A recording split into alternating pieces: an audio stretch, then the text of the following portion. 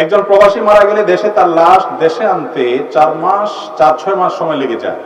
এই সময়টা লাশ ফ্রিজে রাখা থাকে। প্রশ্ন হলো, মৃত্যুর পর যে হিসাব নিকাশ তখন থেকেই কি শুরু হবে নাকি কবর দেওয়ার পর থেকে হবে? দেখেন, আলমে বারজাখ, মানুষের জীবন, দুনিয়ার জীবনটা হলো দুনিয়ার জগৎ। এরপরে মৃত্যুর পরে কিয়ামত যখন শুরু হবে, বিচার শুরু হবে, সেটা হলো আখিরাতের জগৎ। আর আখিরাতের জগতের একটা পার্ট হলো কিয়ামত এবং মানুষের মৃত্যু।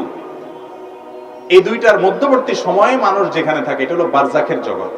আল্লাহ বলেছেন, ওয়ামিন ওয়ারাইহিম বারজাখুন ইলা ইয়াউমি ইউবআসুন।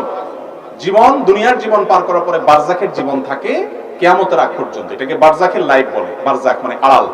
এই কবরের জীবন বা বারজাখের জীবনটা যে যেখানে যে অবস্থা আছে, কাউকে কবর দেওয়া হয়েছে, সচরাচর কবর দেওয়া হয়, কেউ আগুনে পড়ে ভস্ম হয়ে গেছে, তাহলে তার ধ্বংসাবশেষ ওই জায়গাতেই তার সওয়াল জবাব হবে। যে অবস্থায় থাকুক সে অবস্থায় রূহ দিয়ে আল্লাহ তাআলা সওয়াল জবাব অ্যারেঞ্জ করবেন, যেটা আমরা ফিল করতে পারবো না। ঠিক একইভাবে কাউকে ধরুন বাঘে খেয়ে ফেলেছে, বাঘের পেটে চলে গেছে, পানিতে পড়ে সে পচে গলে একাকার হয়ে গেছে, তার ধ্বংসাবশেষ যে অবস্থায় থাকবে ওই অবস্থায় তার সওয়াল জবাব হবে। আল্লাহ তাআলা জানবেন এবং সে লোক তার রূহ ফিল করবে, মানুষ সেটা ফিল করবে না।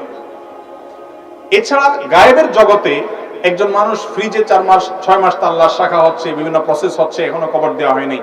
এর জবাবদিহিতাটা কি কবর দেওয়ার পরে হবে নাকি ওখানে নির্দিষ্ট সময়ের পরে হবে, এটা একমাত্র আল্লাহ ভালো জানেন। কারণ এই বিষয়ে কোরআন হাদিসে স্পষ্ট কিছু আসে নাই।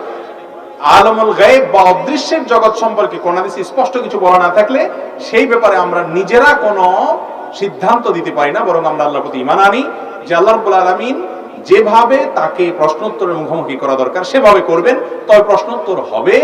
যদি সেই প্রশ্নোত্তর এর ঊর্ধ্বে উঠে যাওয়ার মতো কোনো আমল করে থাকে, কবরের মধ্যে আছে কিছু আমল, তাহলে সেটা ভিন্ন কথা। কথা বুঝাতে পারছি? তাহলে 4-6 মাস যদি থাকে, কোন অবস্থায় তার প্রশ্নোত্তর হবে, এটা একমাত্র আল্লাহ তাআলা ভালো জানেন। এরপরে প্রশ্ন হলো, ছোট শিরক অথবা ছোট কুফরের উপর মৃত্যুবরণ করলে কোনো না কোনো সময় জান্নাতে যাবে কিনা? ছোট শিরক যেটা, কথার ভুল, যেমন আমরা বলি যে উপরে আল্লাহ, নিচে তুমি, আগে আল্লাহ পাশে তুমি, অনেক উল্টাপাল্টা কথা আমরা বলি যেগুলো ইমানের সাথে যায় না। কিসের আগে আল্লাহ পাশে তুমি? সব ক্ষেত্রে আল্লাহ তাআলার হুকুমই হবে। বলে যে আগে আপনি ভাই, পরে আল্লাহ, আল্লাহ আগে আপনি পরে আল্লাহ, নাউজুবিল্লাহ। মানে আপনি করলে তারপর আল্লাহ করবে, এরকম কোন কথা আছে? আল্লাহ চাইলে তো ডাইরেক্ট করতে পারেন। তো এরকম কথার যেসব ভুল আছে, শিরকে আসগর বা ছোট শিরক হয়, এগুলোর ফলে মানুষ কাফের হয় না। যার কারণে ছোট শিরক হলে আল্লাহ তাআলা সেটা মাফ করতে পারেন, সে জান্নাতে যেতে পারে ইনশাআল্লাহ।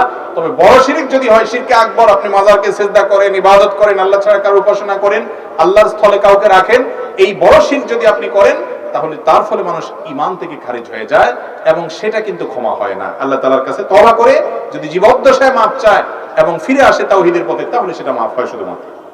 এরপরে প্রশ্ন হলো, আমার বাচ্চা 13 মাস বয়সী, আমি আমার আহলিয়া 4 মাসে অন্তঃসত্ত্বা হওয়ায় বাবু ঠিক মতো দুধ পাচ্ছে না। এক্ষেত্রে 13 মাস বয়সী বাবুর হক নষ্ট হচ্ছে কিনা, এই অবস্থায় করণীয় কি?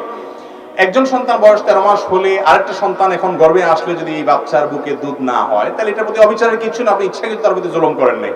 তার বুকের দুধের যে বিকল্প আছে আজকাল, সেগুলোর অ্যারেঞ্জ করবেন এবং মায়ের বুকের দুধ যেন আসে, ডাক্তার দেখাবেন, বিভিন্নভাবে চেষ্টা করবেন। এখানে সন্তানের প্রতি কোনো অবিচার নাই।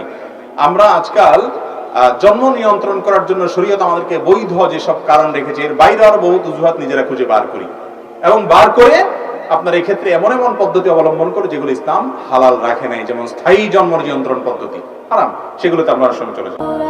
শোনো শোনো মুসলমান, তোমার বুকে আঁকড়ে ধরো আল কোরআন।